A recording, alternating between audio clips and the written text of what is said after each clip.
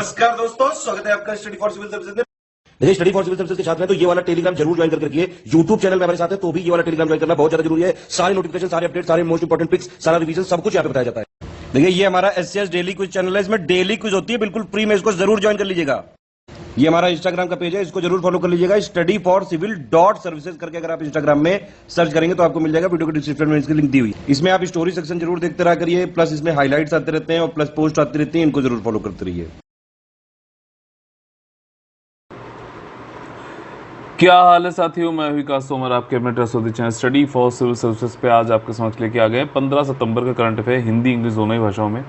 UPSC और other state PC examination के लिए काफ़ी ज़्यादा इंपॉर्टेंट होने वाला है आज का कन्वर्सेशन। देखिए, यूपीएससी 2021 का हमारा जो है complete paid group positive test series का पेड ग्रुप भी चालू है। ज़्यादा जानकारी के लिए 8564880530 9696066089 पे आप लोग कॉल करके जानकारी ले सकते हैं। हमारे सोशल मीडिया के हैंडल जो है इंस्टाग्राम पर, टेलीग्राम पर, ये जो है फ्री है, आप इनको सर्च करिए वहाँ पर और आपको ये मिल जाएंगे। इसमें सारे नोटिफिकेशन, इंपॉर्टेंट नोटिफिकेशन एग्जाम से संबंधित और पेड पीडीएफ की पिक्स भी जो है फ्री में दी जाती है।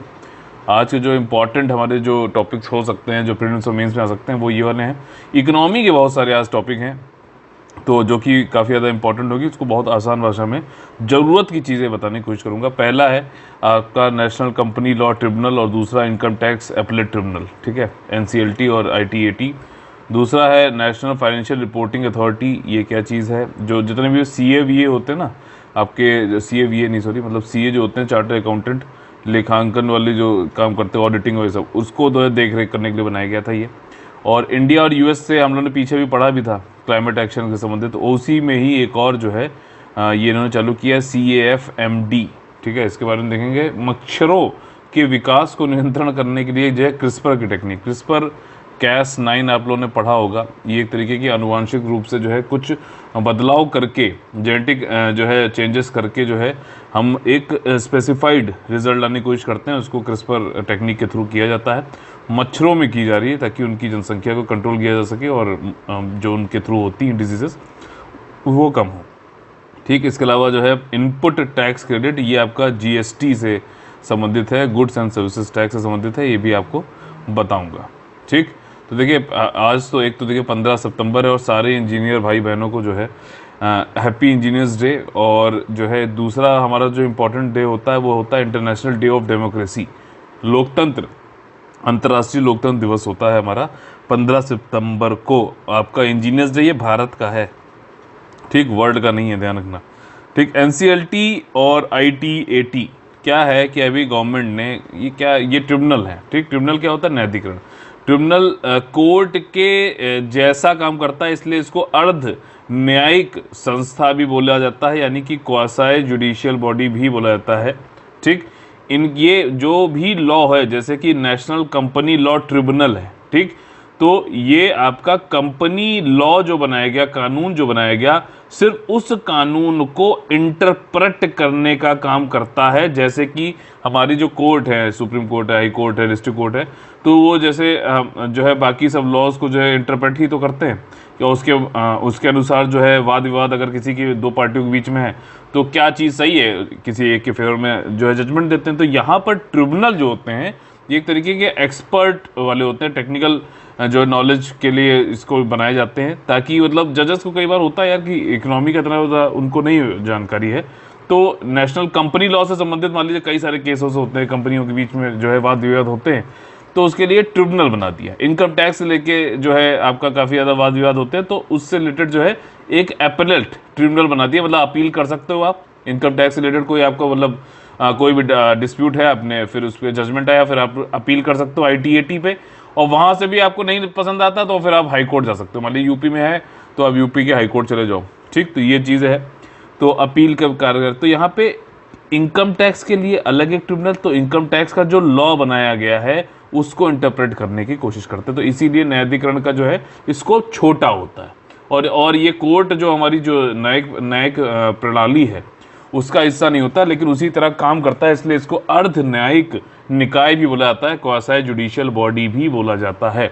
समझ में आ गई बात। अच्छा, कभी कभार ये होता है इनके जो जजमेंट आता है उसको अवार्ड बोलते हैं, तो ये इसलिए भी होता है कि वो समझ में आ सके हाँ भैया ये न्यायाधिकरण यानी कि ट्रिब्यूनल के द्वारा दिया गया है, ना कि कोर्ट के द्वारा, वो तो जजमेंट होता है।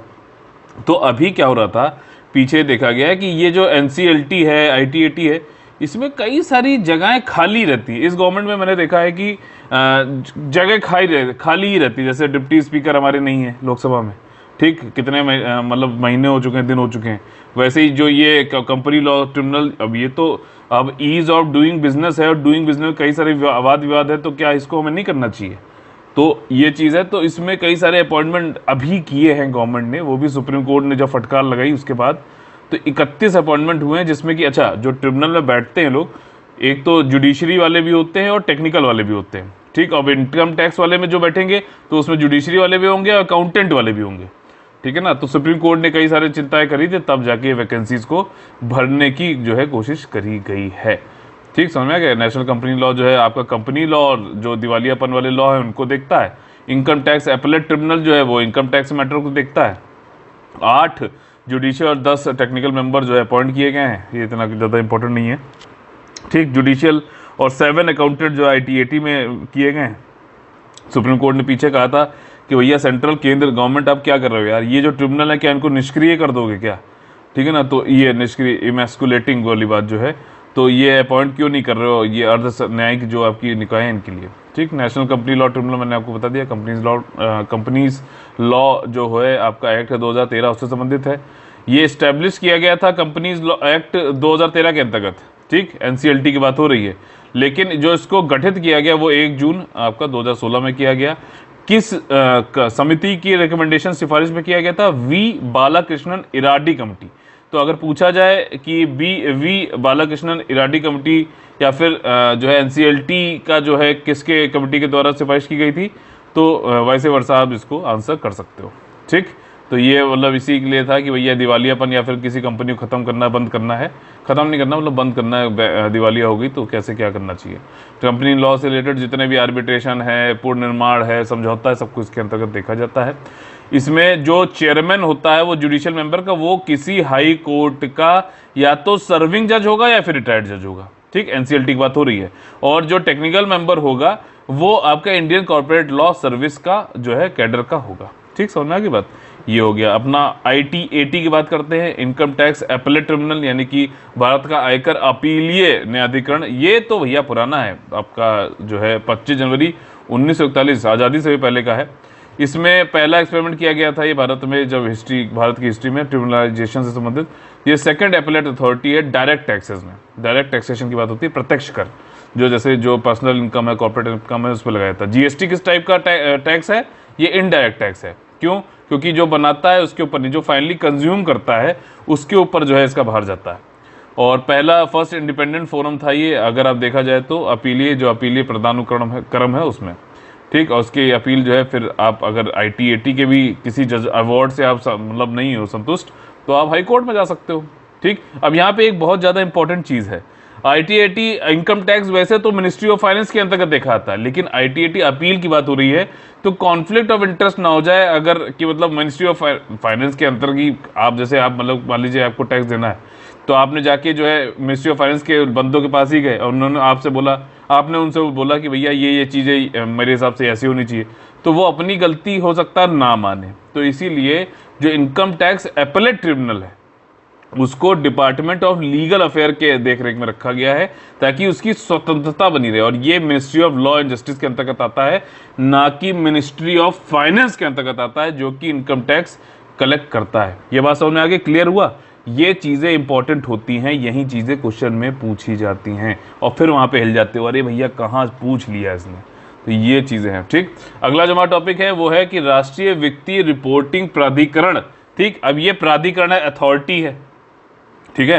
नेशनल फाइनेंशियल रिपोर्टिंग, अब हर कंपनी जो होती है भारत में या फिर कहीं पे भी, वो अपने वित्तीय स्टेटमेंट देती है, फाइनेंशियल स्टेटमेंट लिखती है, ठीक। उसकी ऑडिटिंग कराती है भैया। ऑडिटिंग में क्या होता है कि पूरा बैलेंस शीट बनेगी, कितना जो है किस चीज़ों में पैसा खर्चा किया गया, कितना जो है एक्सपेंस हुआ है, कितना इनकम हुई है, कितना प्रॉफिट हुआ है, ये कंपनी जो है दिखाएगी। उसी के अनुसार ही तो हम क्योंकि हम उसके घर में घुस के या फिर उसके यहाँ कंपनी में हमेशा बैठ के देख तो सकते नहीं। तो जो ये फाइनेंशियल स्टेटमेंट दिए जाते हैं, यही इसी से आंकलन लगाया जाता है, इसी से आंकलन किया जाता है कि भैया प्रॉफिट आ रहा है, नुकसान आ रहा है, कोई कुछ गलत तो नहीं दिखाया जा रहा है, प्रॉफिट ज़्यादा आ रहा है लेकिन नुकसान दिखाया जा रहा है। क्यों करती हैं कंपनियां?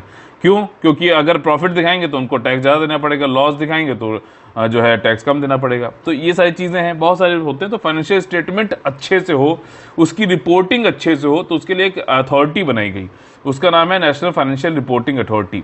और ये अब उसमें भी कई सारी चीज़ें, अथॉरिटी तो बन गई लेकिन उसमें भी कई सारी चीज़ें, इतने सारी कंपनियां, सारी चीज़ें, तो उन्होंने अभी कंटेक्स्ट जो है, हमारा संदर्भ जो है वो ये है कि नेशनल फाइनेंशियल रिपोर्टिंग अथॉरिटी ने एक जो है आपका single stakeholder advisory group बनाया है, ठीक, और साथ ही साथ एक रिसर्च सेल भी बनाया है, ठीक, जिसमें कि आपका सपोर्ट कर सकेगा, एडवाइस करेगा एनएफआरए को कि भैया ये वाली चीज़ें कंपनियों में आप ऐसे करो, और साथ ही साथ रिसर्च सेल भी है तो थोड़ी बहुत अपनी रिसर्च एंड डेवलपमेंट भी करके एक बढ़िया जो है डेटा इनको प्रोवाइड करेगा, ठीक, और फिर एडवाइस लेगा एनएफआरए आपका ये single stakeholder advisory group से, ठीक। तो ये चीज़ें हैं और इसमें साफ साफ ये लिखा हुआ है, चूंकि एनएफआरए जो है ऑन साइट, मतलब कंपनी के यहाँ बैठ के नहीं इंस्पेक्शन करता है, उसकी प्रायोरिटी में नहीं है, तो उसने ये सारे काम जो है आपके ये दो चीज़ें, single stakeholder advisory group और रिसर्च सेल बनाने की बात करी है। 3 साल पुराना वॉचडॉग है ये, मतलब ये निगरानी करता है, देखता है, ठीक। कई सारे लोगों ने डिमांड करी थी कि भैया लॉ बनाने की ज़्यादा कोशिश मत करो, हमें निवारण दो, सेटलमेंट कराओ, ठीक। तो ये इनकी वेबसाइट का लिंक दे रखा है एनएफआरए का, और ये देखता है जो हमारे यहाँ भारत में ऑडिटिंग का प्रोफेशन है, ठीक, जो जितने भी चार्टर्ड अकाउंटेंट ये सारे होते हैं, ICAI करके होते हैं, ठीक है ना, जो भी स्वतंत्र मतलब जो आपका लेखा मानक है या फिर लेखा परीक्षा पेशे हैं, ठीक है ना, जो भी करता है ऑडिटिंग से संबंधित या फिर अकाउंटिंग स्टैंडर्ड भारत में जो भी देने होते हैं कि कॉर्पोरेट्स के लिए, कंपनी एक्ट 2013 के अंतर्गत, तो उन सब की जो है एक तरीके का नियामक है जो है विनियमित कौन करता है? एनएफआरए करता है। 2018 से आ चुका है और सेंटर इसमें जो है अभी इन्होंने केंद्र ने एक फॉर्मर IAS ऑफिसर थे रंगचारी श्रीधरन, तो उनको जो है इसका चेयरमैन बनाया है। और इस्टेब्लिशमेंट जो हुआ था इसका एक स्वतंत्र रेगुलेटर विनियामक की तरह से हुआ था, जो कि लेखांकन की जो प्रोफेशन है, ठीक है, ऑडिटिंग का जो प्रोफेशन है उसको इम्प्रूव किया जाए, उसमें पारदर्शिता लाई जाए। जितनी भी फाइनेंशियल स्टेटमेंट दिए जाते हैं कंपनियों के द्वारा, चाहे वो कुछ कंपनियां होती हैं जिसको लिस्टेड बोला जाता है, लिस्टेड वो कंपनियां होती हैं जो कैपिटल मार्केट में, जैसे कि शेयर मार्केट में जो है वहां पर लिस्ट हो गई हैं, जैसे इन्फोसिस हो गई, TCS हो गई, ठीक है। और कई सारी ऐसी कंपनियां होती हैं जो अभी लिस्ट नहीं हुई हैं ये शेयर मार्केट में, तो उनको अनलिस्टेड बोलता है। अनलिस्टेड कंपनियां बहुत ज़्यादा है, तो उन सबको देख रेख करना काफ़ी बड़ा काम होता है, एनएफआरए करता है इसके लिए, ठीक। और इसमें जो चेयरपर्सन होता है वो एक होता है, उसके अलावा जो कि केंद्र गवर्नमेंट के द्वारा अपॉइंट किया जाता है चेयरपर्सन। इसके अलावा मैक्सिमम 15 मेंबर हो सकते हैं एनएफआरए के अंतर्गत। और ये लिस्टेड कंपनी हो या फिर अनलिस्टेड कंपनी हो जिसके पास भी पेड अप कैपिटल। अब देखो ये जो शब्द आते हैं ना, इनको भी आपको समझना चाहिए। मान लीजिए मैंने एक कंपनी चालू करने की कोशिश करी और मैंने आप लोगों से कहा कि भैया आ जाओ और 10-10 रुपया सब लोग मिला दो, ठीक। तो जो शुरुआती दौर पे जो capital I, paid up capital I, मान लीजिए मैंने कहा कि एक शेयर मैं सबको दूंगा, 5 शेयर टोटल हो गए, ठीक। और इसमें जो है आप लोग ये 10 रुपए का एक है, तो ये 10 × 5 50 रुपए जो माना जाएगा वो पेड अप कैपिटल माना जाएगा। तो उसी तरीके से अगर जो कंपनियां चाहे लिस्टेड हो अनलिस्टेड हो, 500 करोड़ से ज़्यादा उनका जो है पेड अप कैपिटल होना चाहिए, पूंजी होनी चाहिए। और साथ ही साथ अगर जो है ये नहीं है लेकिन उसके अलावा भी उनका जो कारोबार है एक वर्ष में वो 1000 करोड़ के ऊपर है, तो उनको जो है उनका प्रूव कर सकता है ये एनएफआरए जो है उनकी निगरानी करेगा, ठीक। और इसमें इट कैन इन्वेस्टिगेशन भी कर सकता है भैया, कोई अगर प्रोफेशनल जो है मिसकंडक्ट कर रहा है, भाई होता है कई सारे लोग जो है स्टेटमेंट नहीं दिखाते हैं, सत्यम फ्रॉड केस हो गया, कई और भी केसेस हैं, ठीक है ना, उनके नाम आप ढूंढ लीजिएगा। तो इसमें जो इंस्टीट्यूट जो है आपका चार्टर्ड अकाउंटेंट ऑफ इंडिया, उसके मेंबर अगर मान लीजिए कोई प्रोफेशनल मिसकंडक्ट करते हैं किसी को जो है, मतलब क्योंकि देखो ज़्यादातर कंपनी वाले भी जो होते हैं उनको इतना पता नहीं होता, CA जो होता है ना वो खेल करते हैं ज़्यादातर, ठीक है ना, लॉ को कौन कौन से लूप होल है, कहाँ पे हम इसका फ़ायदा उठा सकते हैं, कैसे क्या कर सकते हैं, ये सब CA करते हैं। तो अगर उनके द्वारा भी, तो तभी तो एनएफआरए रखा गया है कि वो सारी चीज़ें देखें, पारदर्शिता बढ़ाए। इनके जो पावर्स और ड्यूटीज़ हैं वही हैं कि रिकमेंड करते हैं कि अकाउंटिंग स्टैंडर्ड्स, नीतियाँ क्या रहेंगी, इन्वेस्टिगेशन भी कर सकते हैं और 10 साल की जो है के लिए मना भी कर सकते हैं अगर कोई गलत काम कर रहा है ऑडिट फॉर्म, ठीक है ना। मॉनेटरी पॉलिसी पेनल्टी भी लगाई जा सकती है, कुछ जो है उनके ऊपर लगा देंगे लोग, प्रतिबंध भी लगा सकते हैं, ठीक है ना, अतिरिक्त दंड भी दिया सकता है। साथ ही साथ अकाउंटिंग स्टैंडर्ड हो जो पहले बताया वही सारी चीज़ें। तो NFRA एक ऐसा क्वेश्चन है जो आ सकता है और ये ज़्यादातर लोग नहीं पढ़ते हैं, तो ये क्योंकि इम्पॉर्टेंट है, ये ज़रूरी है इसको पढ़ना, ठीक है। अगर आप लोग ने पढ़ा ढंग से और भी समझ में आया है तो इसको जो है आप लोग आसानी से कर लेंगे, ठीक। सारी चीज़ तो बता दी, कंपोजिशन क्या है, क्या काम करता है, क्यों बनाया गया, एक एक चीज़, ठीक। अब उसके बाद आपको पढ़ना, सेल्फ स्टडी तो थोड़ी बहुत करनी पड़ेगी उसके साथ में, ताकि आपको रिवाइज भी रहे, क्योंकि भूल जाता है आदमी यार, हर कोई भूल जाता है, मैं खुद भी भूल जाता हूँ, रिवीजन तो करना ही पड़ेगा। अगला जो हमारा टॉपिक है कि भारत और अमेरिका ने क्लाइमेट एक्शन, अब देखो शब्द में ही इसके जो पूरी वर्डिंग है उसी में इसका मतलब समझा दूंगा आपको। एक तो इंडिया और यूएसए की बात हो रही, इन्होंने लॉन्च किया है क्लाइमेट एक्शन। मतलब क्लाइमेट एक्शन क्यों लेना पड़ रहा है, आपको पता है क्लाइमेट चेंज हो रहा है तो उसको रोकने के लिए, टेम्परेचर को, ग्लोबल वार्मिंग को रोकने के लिए कुछ एक्शन कर लेना पड़ रहा है, और साथ ही साथ उस एक्शन को लेने के लिए जो पैसे की जरूरत होगी तो उसको मोबिलाइज करना, पैसा जुटाना, निवेश जुटाना, उसके लिए डायलॉग की बात हो रही है, ठीक। कल हम लोग ने पार्टनरशिप की बात करी थी कि 2030 तक हम और यूएसए जो है पार्टनरशिप कर रहे हैं, उसी के अंतर्गत जो है इसको भी चालू किया गया है क्लाइमेट एक्शन और फाइनेंस, वित्तीय जो है निवेश को जो है जुटाना, ये इसके लिए डायलॉग की बात हो रही है। ये आपका भारत की तरफ से तो भैया जो इन्वायरमेंट मिनिस्टर हैं भूपेंद्र यादव, और यूएस की तरफ से जॉन कैरी थे, स्पेशल प्रेसिडेंट इन्वॉय हैं क्लाइमेट के लिए, ये दोनों न्यू दिल्ली में मिले, इन्होंने बात करी। और ये बायलैटरल मीट अभी हुई, मतलब किस किस चीज़ों पे बात हुई है ये समझ लेते हैं। एक तो COP 26, बताइए कहाँ पे होने वाला है ये, और मैंने आप लोग को उसके रिलेटेड पढ़ाया भी हुआ अपने करंट अफेयर में। क्लाइमेट एम्बिशन क्या है, क्लाइमेट का वित्तीय चीज़ें क्या है, ग्लोबल क्लाइमेट इनिशिएटिव जैसे कि इंटरनेशनल सोलर अलायंस जो कि इंडिया और फ्रांस ने चालू किया था, ठीक। इस पर क्वेश्चन पूछ भी चुका है। इसका जो हेडक्वार्टर है वो गुरुग्राम में है। Agriculture innovation mission for climate, agriculture innovation mission for climate जरूर पढ़ना, ठीक है, अलग से पढ़ना, इसको कमेंट में जरूर लिखना क्या चीज़ है। अब जो CAF MD की बात हो रही है, जिसके लिए हम लोग ने ये टॉपिक पढ़ लेते, तो जो कल हम लोगों ने इसके बारे में पढ़ा भी था, पार्टनरशिप इंडिया US ने चालू करी, climate and clean energy agenda 2030 की साझेदारी, उसी के अंतर्गत ये जो साझेदारी थी अप्रैल 2021 में मोदी और बिरेन जी ने किया था, उसी के अंतर्गत ही आपका CAF MD जो है वन ऑफ द 2 ट्रैक्स है, ठीक। दूसरा वाला कल मैंने पढ़ाया भी था आप लोगों को, बताइए क्या था वो। और पार्टनरशिप में यही होगा कि दोनों कंट्रियों को अपॉर्चुनिटी मिलेगी कि वो अपने जो है सहयोग को बढ़ा सकें, क्लाइमेट चेंज की तरफ जो है अपने एक्शन को जो है सिंक्रोनाइज कर सकें, और जो फाइनेंशियल एस्पेक्ट है उनको भी, मतलब पैसा तो चाहिए ना यार कुछ काम करने के लिए, उसके बिना तो कुछ होता नहीं है। तो ये वाली बात है, मतलब मिनिमम तो चाहिए, ऑप्टिमम अमाउंट ऑफ मनी तो चाहिए यार। तो it will also strengthen India US की जो है बायलैटरल कॉपरेशन क्लाइमेट से लड़ने के लिए जो है उसको भी करेगा, और जो हमें एक बेहतर और जो है तेज क्लाइमेट एक्शन चाहिए, ताकि हमारा जो विकास हो, देश का जो विकास हो वो समावेशी हो, और साथ ही साथ जो है लचीला आर्थिक विकास होना चाहिए। मतलब क्लाइमेट की वजह से ऐसा नहीं कि तहस नहस हो जाए हमारा, हम जो क्लाइमेट चेंज हो रहा है, अगर मान लीजिए टेम्परेचर बढ़ भी रहा है तो उसको जो है हम लोग सहन भी करते हुए अपनी आर्थिक स्थिति मजबूत करते जाएं, और साथ ही साथ जहां यथासंभव हो वहां पे ग्लोबल वार्मिंग ना हो, इसके ऊपर भी काम करते रहें। इंडिया का क्लीन एनर्जी एजेंडा 2030 जो है ये जॉइंट, यही सारी चीज़ें ऊपर जो भी बताई थी, इसमें वही है कि आपको समावेशी और रेजिलियंट इकोनॉमिक डेवलपमेंट बनाना है नेशनल सर्कमस्टांसेस को देखते हुए। जैसे USA की अपनी एक स्थिति है, स्टेटस है, इंडिया का अपना एक स्थिति है कि वहाँ पे हमारे यहाँ जो है पॉवर्टी का लेवल अलग है, जॉब का लेवल अलग है, ठीक, लोगों के ह्यूमन डेवलपमेंट इंडेक्स अलग है, आर्थिक स्थिति अलग है।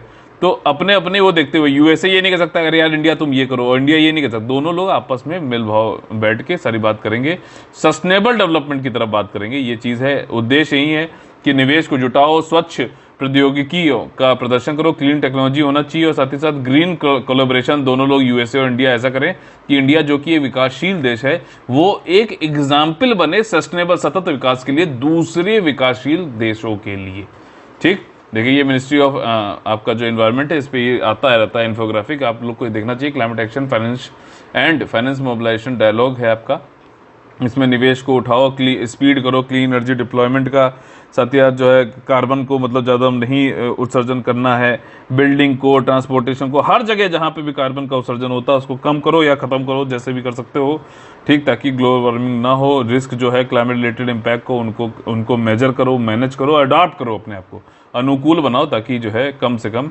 इम्पैक्ट हो हमारे ऊपर। अगला टॉपिक है थोड़ा सा साइंस का टॉपिक है, बायोलॉजी संबंधित है, इसको आसान भाषा में बताने की कोशिश करूंगा। देखिए मच्छरों के विकास को नियंत्रण करने के लिए क्रिस्पर की टेक्निक करी जा रही है, ठीक। क्रिस्पर का फुल फॉर्म पहले बता देता हूँ, कंटेक्स्ट क्या है। देखिए मच्छर मालूम है आपको कई सारी बीमारियां कराते हैं, चाहे वो मलेरिया हो, चाहे वो जो है आपका एडिस एगिप्टी वाला जो मच्छर होता है, जैसे कि जीका होता है आपका, ठीक, चिकनगुनिया हो जाता है, ठीक है ना, और आपका डेंगू हो जाता है। ये सारी चीज़ें हैं तो मच्छरों के थ्रू होते हैं, ठीक। मच्छर भारत में आपको पता ही है डेंगू वेंगू कितना ज़्यादा चल रहा है, तो दिल्ली में तो बहुत ज़्यादा केसेस, अभी हम लोगों ने पीछे इस पे एक टॉपिक भी पढ़ा था। तो अब यहाँ पे ये टेक्निक निकाली जा रही है जिसके जरिए जो मच्छरों का जो आनुवंशिक जो होता है, जेनेटिक स्ट्रक्चर होता है, डीएनए होता है, ठीक, उसमें कुछ चीज़ें चेंजेस कर दें, ठीक। तो उससे क्या होगा कि जैसे मॉस्किटो है उसकी जेनेटिक जो है स्थिति कुछ चेंज करेंगे तो मेल जो मॉस्किटो आएगा वो तो स्टेरलाइज हो जाएगा, मतलब कि वो फिर आगे जो है बच्चा नहीं कर सकता, समझना मेरी बात, ठीक। और दूसरी चीज़ जो है फीमेल जो होगा मॉस्किटो वो तो आपका जो है फ्लाइटलेस हो जाएगा, वो उड़ नहीं पाएगा। तो ऐसा डीएनए में स्ट्रक्चर करने की कोशिश करी जा रही है। उसके लिए जो टेक्निक डीएनए में भाई जेनेटिक स्ट्रक्चर में जो चेंज करने की जो टेक्निक है वो क्रिस्पर है। और क्रिस्पर का फुल फॉर्म जो याद रखो, हो सकता है पूछ सकता है, clustered regularly interspace short palindromic repeat. अभी फोटो से दिखाऊंगा तो एकदम समझ में आ जाएगा, बस पहले नाम जो याद रखो, डाटा लो इसे। तो clustered regularly interspace short palindromic repeats, ठीक। तो ये सारी चीज है, मेल मच्छर जो है वो आगे बच्चा ना पैदा कर पाए।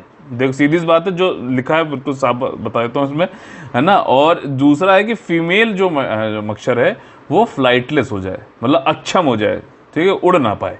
तो ये सारी चीज़ें यहाँ पर उनके मच्छरों के, और इस तरीके के जो मच्छर है, अंडे वंडे जो हैं, मान लीजिए जहाँ पे ज़्यादा मॉस्किटो और ये सब चीज़ होते हैं वहाँ लाके वहाँ पे अंडे को डाल दो, वहाँ से मान लीजिए उसमें मेल मच्छर हुआ तो उसने मान लीजिए जो है किसी के साथ फीमेल मच्छर के साथ प्रजनन भी किया तो फिर फीमेल जो है प्रेग्नेंट नहीं होगी मच्छर, और फिर और बच्चे होंगे नहीं, पहली बात खत्म। दूसरी चीज़ है, अगर मान लीजिए उन अंडों से जो है फीमेल मच्छर निकला है तो वो उड़ ही नहीं पाएगी। तो दोनों तरीके से जो है मॉस्किटो के जो पॉपुलेशन है वो कम हो जाएगी, और जो ये मॉस्किटो से संबंधित जो भी डिजीजेस होती हैं वो फिर उन पर कंट्रोल पाया जा सकता है। समझ में आ गई बात, पूरा कंटेक्स्ट में आ गया ना, ये चीज़ है। अच्छा ये काम कैसे करेगा, एक इसमें PGSIT नाम से जो है यहाँ पर एक चीज़ है, क्रिस्पर आपको समझ में आ गया, ठीक। इसके अलावा मैं बताऊंगा Cas9 क्या है इसमें, ठीक, और PGSIT बिल्कुल आसान भाषा में, precision guided sterile insect technique. Precision guided sterile मतलब बांझपन, उनको बांझ बना देना, मतलब उससे मतलब बच्चे पैदा ना हो, और इंसेक्ट टेक्निक है, ये मच्छरों में यूज़ की जा रही है ताकि ये मेल की फर्टिलिटी जो है वो ख़त्म हो जाए, फीमेल जो है वो फ्लाइटलेस हो जाए ज़्यादा, जैसे कि एडिस एगिप्टी। ये कैलिफोर्निया सैन डिएगो में जो है इन्होंने चालू किया है, वहाँ पे नेचर कम्युनिकेशन में इसके बारे में बताया गया था। अब क्रिस्पर कैसे काम करता है, देखो बिल्कुल सिंपल एक पिक्चर के थ्रू दिखाता हूँ मैं आपको। ये आपका इन्होंने जो है, अब देखो आपका जो ये होता है डीएनए स्ट्रक्चर होता है, इसमें जो बॉन्डिंग होती है आपकी A से T पे होती है और G की C से होती है। इसका जो है आप लोग को फुल फॉर्म जो बताइएगा, मैं बहुत बार भूल जाता हूँ, मैं खुद बता रहा हूँ, ठीक है। आपका एडोनिन, थाइमिन, और ये इसका ग्वानिन और साइटोसिन कुछ करके मैं भूल जाता हूँ, मैं बार बार पूछता हूँ ये आप लोगों से।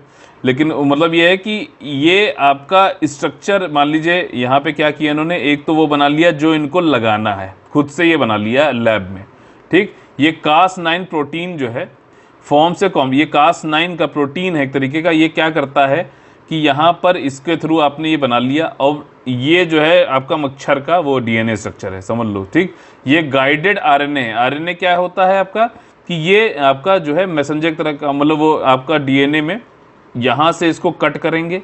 ये वैसे तो ये देखिए ये यहाँ पे बॉन्डिंग थी, लेकिन ये हमने जो बनाया है ताकि उसमें जो है क्या हो कि इसको हम हल्का सा हटा दें और यहाँ पे इसको Cas9 वाले को जोड़ दें। तो कॉम्प्लेक्स जो ये बनाया गया था इसको अटैच कर दिया जाता है मैचिंग जेनोमिक डीएनए सीक्वेंस से, ठीक। स्पेसर के बगल में, स्पेसर क्या है, ये जो येलो दे रखा है इसके बगल में यहाँ पे ऐसे जोड़ दिया गया।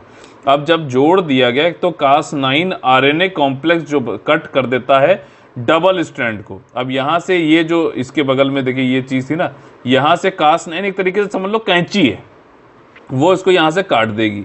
और जब ये कट गया तो यहाँ पे जो जगह बनी, उस जगह पे आप जो प्रोग्राम्ड डीएनए आपने बनाया था, जैसे कि यहाँ पे मच्छरों की जो है फर्टिलिटी खत्म कर देना मेल मच्छरों की, और जो है फीमेल को फ्लाइटलेस बना देना, उसको यहाँ पे जोड़ दो और इसी के साथ में बन गया। ये जितना सिंपल लग रहा है उतना ही सिंपल है। और सबसे बड़ी बात, जेनेटिक स्ट्रक्चर में ये जो आपका जो भी संशोधन जीन एडिटिंग में किया था, सबसे आसान तरीका ही क्रिस्पर Cas9 है। बिल्कुल ऐसे ही काम होता है, बस हाँ ये है कि भाई लैब वैब में होता है तो आपको खतरनाक लग सकता है, बट प्रोसेस यही है। तो PGSIT जो है मेल स्टेरिलिटी को ख़त्म करने के लिए है, मतलब फर्टिलिटी को, सॉरी। तो ये वाली चीज़ें इसमें बता दी मैंने आप लोग को। अंडे जहाँ पे भी आपको ये इसको लग चाहता है भैया कि पेट्रोल ये आपकी मॉस्किटो की जो पॉपुलेशन है उसको कंट्रोल किया जाए, वहाँ जाके आप उसको छोड़ सकते हो। क्रिस्पर जो है मैंने आप लोग को बताया DNA सीक्वेंस होता है और इसमें जीनोम, ये प्रोकैरियोटिक ऑर्गेनिज्म पाया जाता है जैसे कि बैक्टीरिया और आर्किया, ठीक है। और इसके अंदर जो है मुझे मतलब इतना ज़्यादा इसमें घुसने की जरूरत नहीं है। Cas9 मैंने आपको बताया एक तरीके की कैंची है, ये एक एंजाइम होता है, ये ध्यान रखना, एंजाइम होता है जो कि क्रिस्पर सीक्वेंस जो आपको दिया गया है, जो ऊपर मैंने आपको दिखाया था अभी, तो उसको जो है रिकॉग्नाइज एज ए गाइड होता है कि आपका रिकॉग्नाइज करके वहाँ पे उसको काट कर, और दूसरा जो है आपका जो भी आपने प्रोग्राम किया हुआ DNA उसको वहाँ पे जाके आप जोड़ सकते हो, ठीक। Cas9 एंजाइम और क्रिस्पर सीक्वेंस दोनों साथ में काम करते हैं, क्रिस्पर Cas9 इसको बोला जाता है, और ये इससे जीन एडिटिंग होती है, ठीक। आनुवांशिक रूप से जो है उसमें चेंजेस किए जाते हैं, और फिर जो भी आपको इसके कई सारे अनुप्रयोग हैं, चाहे वो बायोलॉजिकल रिसर्च में, अनुसंधान में हो, बायोटेक्निकल प्रोडक्ट हो, ट्रीटमेंट ऑफ डिजीजेस हो, उन सब में जो है इसका उपयोग में लाया जाता है, ठीक। अगला जो हमारा टॉपिक है वो है इनपुट टैक्स क्रेडिट से संबंधित। अब देखिए पहले तो आपको बता देता हूँ GST में क्या होता है, ये आपका इनडायरेक्ट टैक्स है, पूरी बेसिक से समझिए चीज़ें। इनडायरेक्ट टैक्स है, और जो भी फाइनल गुड, जैसे आपने बिस्किट लिया, बिस्किट आपने कंज्यूम कर लिया, ख़त्म, ठीक। तो और आपने मान लीजिए सिलाई मशीन ली, तो सिलाई मशीन का जो है आप क्या करोगे कि उससे कुछ कपड़े बनाओगे, तो जो कपड़े बने वो हुए फाइनल गुड्स, ठीक। फाइनल गुड्स को आपने वो कर लिया, खुद से पहन लिया, वहाँ पे ख़त्म। तो जिसने बिस्किट खरीदा, जिसने फाइनली कपड़े खरीदे, उसको वहाँ पे वो टैक्स देना पड़ता है, ठीक। तो ये इनडायरेक्ट टैक्सेशन दिया जाता है। आपने मान लीजिए कुछ कमाई करी, इनकम आई, तो वहाँ से सरकार आपसे डायरेक्टली टैक्स ले लेती है, तो वो डायरेक्ट टैक्स यानी प्रत्यक्ष कर माना जाता है, ठीक। तो इनकम हो रही है तो उस पर डायरेक्ट टैक्स लगेगा, लेकिन बना कोई रहा है और आप उसको कंज्यूम कर रहे हो, खर्चा कर रहे हो, तो आपको फिर उसको जो है अप्रत्यक्ष कर बोला जाता है, इनडायरेक्ट टैक्स बोला जाता है, ठीक। अब GST एक इनडायरेक्ट टैक्सेशन का प्रणाली है। अब इसमें मैंने जैसे आप लोग बताया बिस्किट आपने कंज्यूम कर लिया, लेकिन दूसरी जगह क्या था, सिलाई मशीन आई, सिलाई मशीन आके उसने कपड़ा बनाया, कपड़े बनाने की दुकान थी, तो फाइनल गुड्स उसका क्या था, कपड़ा बनाना। अब लेकिन जब उसने मशीन ली, मान लीजिए जो सिलाई की मशीन ली, किसी कौन बनाती है अच्छी कंपनी, मान लीजिए LG की मशीन ले ली, तो LG का तो फाइनल प्रोडक्ट मशीन था ना, ये सिलाई मशीन, उसको तो उसके आगे तो कुछ करना नहीं था। तो जब आपने मान लीजिए ABC टेलरिंग वाले दुकान वाले ने जो है ये खरीदी इस मशीन, और उसके बाद फिर उससे कपड़े बनाए, और कपड़े आपने खरीदे, तो आप हुए इसके जो है फाइनल उपभोक्ता, आपने वहाँ पे टैक्स भरा जो भी उसमें आ रहा होगा। लेकिन जो मशीन इन्होंने खरीदी, बीच में जो भी इनपुट्स लगाए, ABC टेलरिंग दुकान वाले ने मशीन लिया, कपड़ा लिया, कॉटन लिया, फिर एक जो है सूट सिला, तो उन सब इनपुट्स पे भी टैक्स दिया था भाई साहब ने, ABC टेलरिंग वाले में, मानते हो ना। और फिर वो टैक्स देने के बाद उसको जोड़कर, अब ध्यान से सुनना, इस टैक्स को जोड़कर इनको सिलाई मिली थी, सिलाई मशीन मिली थी, कपड़ा मिला, सब कुछ जोड़ने के बाद, और फिर से इन्होंने जब फाइनल प्रोडक्ट बनाया, कपड़ा जो सूट बनाया, फिर उसको बेचा, तो उसमें टैक्स ऑलरेडी इंक्लूडेड था, ठीक, जो इन्होंने दिया था। और फिर जो है इन्होंने आगे जो कपड़ा दिया, तो उसका टैक्स तो आपने भर दिया, लेकिन ये बीच वाला जो टैक्सेशन था, ये अगर ये भाई साहब ABC वाले जो हैं, इनको जो है वापस मिलना चाहिए, क्योंकि अगर वो नहीं करेगा तो डबल टैक्सेशन हो जाएगा, 2 बार टैक्सेशन काउंट होगा। देखो एक तो चीज़ ये है कि अगर ये टैक्सेशन भी इसको देना पड़ रहा है, तो ये कंज्यूमर को वाला टैक्स इसके ऊपर पास ऑन कर देगा कंज्यूमर के ऊपर, तो चीज़ें महंगी हो जाएंगी। दूसरी चीज़ ये है कि जो कमाई कर रहा है ये, उसके ऊपर इसको प्रत्यक्ष कर भी तो देना पड़ रहा है ना, तो अलग से वो क्यों करे। तो यहाँ पर जो है GST के अंतर्गत ये प्रावधान होता है कि जो भी आप इनपुट लगा रहे हो, जो कि आपका फाइनल गुड नहीं है, जैसे LG वाला तो भैया ये सिलाई मशीन बेचता, तो वो फाइनल गुड था उसका, ठीक, तो वहाँ तो निकल जाए। लेकिन जब भी कोई आप इनपुट डालते हो, फिर आउटपुट आपका फाइनल आउटपुट कुछ और है, तो उस इनपुट पे जो भी अलाउड हैं GST, जिन पर भी, जिस पे एग्जाम नहीं है, या फिर कोई पर्सनल यूज़ के लिए नहीं है, आप कपड़े की दुकान है तो कपड़े दुकान के लिए जो भी इनपुट डाल रहे हो, तो उन सब पे आप इनपुट टैक्स क्रेडिट, जो बीच में जो टैक्सेशन आपने दिया था, उसको आप वापस ले सकते हो। आप वो आपका जो है आप GST जब फाइल करो, तो उसके इनवॉइसेस लगा के आप जो है GST वो इनपुट टैक्स क्रेडिट वापस ले सकते हैं। ठीक, तो ये एक तरीके से अच्छा भी है इसमें। लेकिन एक ये है कि कई बार ये देखा गया है कि लोग जो है फेक इनवॉइसेस बना के जीएसटी में दायर करते हैं और फिर पैसा निकालने की कोशिश करते हैं, हालांकि उनकी पकड़ हो जाती है। लेकिन एक लूप होल तो है, ठीक है ना। कई बार जो है लोग जो है कंपनियां ऐसी फेक बना देते हैं और खाली लगाने लगते हैं, तो लेकिन पकड़ तो हो रही है उसकी को। लेकिन है एक लूप होल टाइप का था ये, जिसको जो है देख रेख करना। अब यहाँ पर इनपुट टैक्स क्रेडिट तो आप समझ गए। अब यहाँ पे जो संदर्भ है वो ये है कि मद्रास हाई कोर्ट ने ठीक एक जजमेंट दिया और दूसरा गुजरात हाई कोर्ट ने एक जजमेंट दिया। उसकी वजह से जो है इनपुट टैक्स क्रेडिट कई जगह ऐसा होता है कि उसको रिफंड, भाई रिफंड तो देना पड़ेगा ना। जब जैसे ABC टेलिंग मशीन वाले को जो है रिफंड देना था वापस जो उसने दायर किया, तो जो इस तरीके का अनयूटिलाइज्ड इनपुट टैक्स क्रेडिट है कई बार जो है वो पहुंच जाता है। भाई वो आपने मान लीजिए अगर पैसा जो है LG वाली कंपनी जो टेलिंग मशीन बना रही थी उसको दे दिया, तो वो तो गवर्नमेंट के पास पहुंच गया ना, वो पैसा गवर्नमेंट के पास जा चुका है। आप उनसे रिफंड लेते हो, रिबेट लेते हो वापस। जब आप अपना GST फाइल करोगे तो आपको वापस गवर्नमेंट से मिलता है, डिपार्टमेंट से। अभी तो गवर्नमेंट के पास पहुंच गया, अब कई बार नहीं मिलता है, मतलब अनयूटिलाइज पड़ा रहता है। तो उसके लिए रिफंड का जो कार्य है, उसके जो है आपका GST टैक्स रूल जो बनाए गए आपके सेंट्रल GST टैक्स रूल 2017 वाले, उसमें बताया गया है कि ये जो अनयूटिलाइज्ड इनपुट टैक्स क्रेडिट पड़ा हुआ है वो जो है आपका उसका फॉर्मूला क्या होगा और उसको किस हिसाब से रिफंड दिया जाएगा, ये सारी चीज़ें इसमें बताएगी। तो अब इसमें क्या हुआ था कि दो अलग अलग जजमेंट आए, मद्रास हाई कोर्ट ने अलग बताया, गुजरात हाई कोर्ट ने अलग बताया।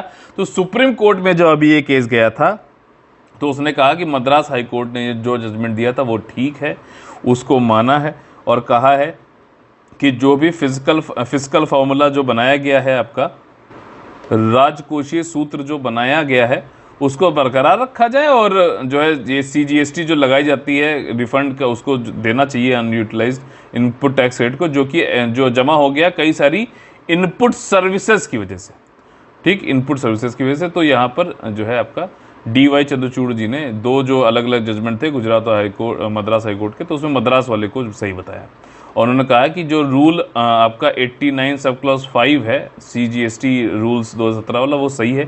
CGST ये 89 जो आपका 89 ऑफ सब क्लॉज 5 है, वो फॉर्मूला बताता है कि रिफंड जो है इनपुट टैक्स क्रेडिट का किस तरीके से देना है इन्वर्टेड ड्यूटी स्ट्रक्चर वाले केस में। अब इन्वर्टेड ड्यूटी स्ट्रक्चर क्या चीज़ है ये आपको समझ में नहीं आएगी, मुझे मालूम है कई लोगों को।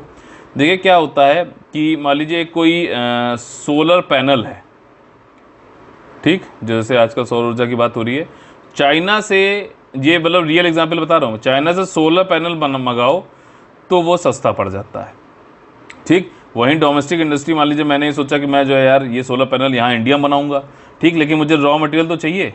अब रॉ मटेरियल जो है हम मंगाएं और उसको फिर बनाएं तो उसकी वजह से क्या होता है कि वो महंगा पड़ता है, क्योंकि रॉ मटेरियल पे भारत सरकार ने या फिर किस सरकार ने, किसी भी सरकार ने ड्यूटी जो लगा रखी है, जो टैक्स लगा रखे हैं वो बहुत ज़्यादा लगा रखे हैं। तो उसकी वजह से जो फाइनल प्रोडक्ट सोलर पैनल बनता है वो महंगा बनता है। तो इसकी वजह से ही इसको बोलते हैं इन्वर्टेड ड्यूटी स्ट्रक्चर। फिर क्यों यहाँ पे लोग हम यहाँ पे बनाएंगे या फिर हम इंडियन डोमेस्टिक कंपनी से खरीदेंगे, हम डायरेक्टली फाइनली हमको जो सस्ता मिल रहा है सोलर पैनल हम वो खरीद लेंगे यार, रॉ मटेरियल मंगा के बनाने में महंगा पड़ता है। तो इसी को ही इन्वर्टेड ड्यूटी स्ट्रक्चर बोलते हैं। समझ में आ गया ना। अब इसको किसी तरीके से पैराफ्रेज अगर करे एग्जाम में तो तब भी निकाल लोगे ना आंसर, ये चीज़ है, ठीक। तो मद्रास हाईकोर्ट ने बोला था जो सेक्शन 54(3) है आपका, जिसमें कि ये बताया जाता है कि कैसे जो है रिफंड देना है ITC का। यहाँ पे फॉर्मूला की बात नहीं हो रही, फॉर्मूला तो 89 वाले में था। यहाँ पे ये बता रहा है कि CGST एक्ट जो है आपका, जो कि अलाउ करता है रिफंड देना ITC का, जहाँ पर भी इन्वर्टेड ड्यूटी स्ट्रक्चर होता है, वो किसी भी तरीके से आर्टिकल 14 जो कि राइट टू इक्वलिटी की बात करता है उसका जो है अवेलना नहीं करता है, उसका रिवॉल्यूशन नहीं करता है। और रिफंड ऑफ टैक्स जो है वो इनपुट्स पे दिया जाता है, जैसे मशीन की बात हुई, ठीक, इनपुट सर्विसेज पे नहीं दिया जाता है।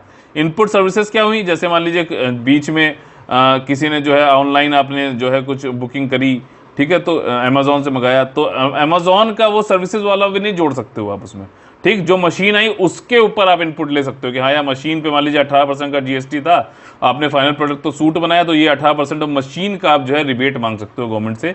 ये चीज़ें जो मद्रास हाईकोर्ट ने सब बताई थी, ये इसको जो है अपहेल्ड किया गया। इनपुट टैक्स रेट क्या होता है, मैंने आपको पहले बताया कि इससे टैक्स लायबिलिटी जो है रिड्यूस होती है सेल करने पर, अगर उसमें अदरवाइज अगर देखा जाए आसान भाषा में, तो बिजनेस अपना टैक्स लायबिलिटी कम कर सकते हैं क्रेडिट को लेते हुए जीएसटी के अंतर्गत, ठीक।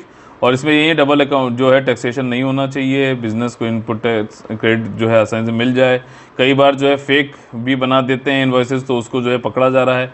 और 80% तक जो अभी जीएसटी लायबिलिटी है वो सेटल होती है इनपुट टैक्स क्रेडिट से ही, ठीक। 20% अभी डिपॉजिट होती है कैश के द्वारा। और सप्लायर ऑफ इनपुट जो है अभी रियल टाइम मैचिंग नहीं हो पाई है। पहले लोग खरीद लेते हैं, इनपुट दे देते हैं, फिर फाइनली जब जीएसटी फाइल करते हैं अपना, तब वो वापस मांगते हैं, तब होता है। अब आगे वाले टाइम में हो सकता है कि ऐसा हो कि तुरंत ही वो आपका मैच कर जाएगा और जो आपका पैसा बन रहा है वो मिल जाएगा। तो इसी के साथ में हम लोग आगे अपने फेवरेट सेक्शन पे, जिसका नाम है कॉमन एसपीसीएस में प्रीलिम्स से क्वेश्चन किस तरीके से सॉल्व करना चाहिए, उस पर हम लोग ध्यान देते हैं। देखिए, नुआखाई से संबंधित यहाँ पे कुछ स्टेटमेंट दिए गए, कौन सा सही है बताना। नुआखाई अरुणाचल प्रदेश का एक महत्वपूर्ण जो है कृषि त्यौहार है। बिल्कुल गलत है वाला स्टेटमेंट आपका। नुआखाई जो है ओडिशा का है, ठीक। तो पहला गलत हो गया, तो एलिमिनेशन मेथड के थ्रू जो है बी आंसर हो जाएगा। लेकिन पढ़ लेते हैं। इस फेस्टिवल में ये होता है कि जो सोशल बॉन्डिंग है, सामाजिक बंधन है और जो फैमिली टाइज है उनको मजबूत किया जाता है। 12वीं शताब्दी से ये चला आ रहा है, सेलिब्रेट हो रहा है। और इसमें ये बताया जाता है कि क्या महत्व है कृषि का, आपका एग्रीकल्चर का, और जो फार्मर्स का रोल है वो आपके देश की उन्नति में कितना ज़्यादा जो है महत्व रखता है। तो इसके बारे में भी इस वाले नुआखाई वाली फेस्टिवल में बताया जाता है। ये उड़ीसा का है। और नुआ मतलब न्यू और खाई मतलब ईटिंग, न्यू ईटिंग जो है इसका लिटरल मीनिंग होता है। अगला जो स्टेटमेंट है वो है south corporation, international day for south corporation से संबंधित ट्रू कौन सा। साउथ कॉर्पोरेशन मैंने आप लोगों को बताया भी था, इप्सा से संबंधित। किसी को याद आ रहा है बताइएगा। तो ये 14 सितंबर को क्या मनाया जाता है? नहीं, 12 को। इसलिए पहला स्टेटमेंट गलत है और एलिमिनेशन मेथड के थ्रू बी आंसर हो जाएगा। ये यहाँ पे जागरूकता फैलाई जाती है, आर्थिक, सामाजिक और राजनीतिक विकास किस तरीके से हो रहा है जो कंट्री साउथ में। साउथ किसके? विषुवत रेखा से नीचे दक्षिणी गोलार्ध में जो आ रहे हैं उनके ऊपर है। लेकिन जैसे आपका इंडिया है तो वो भी साउथ एशिया है, तो वो भी इसमें साउथ कॉर्पोरेशन में आ जाता है।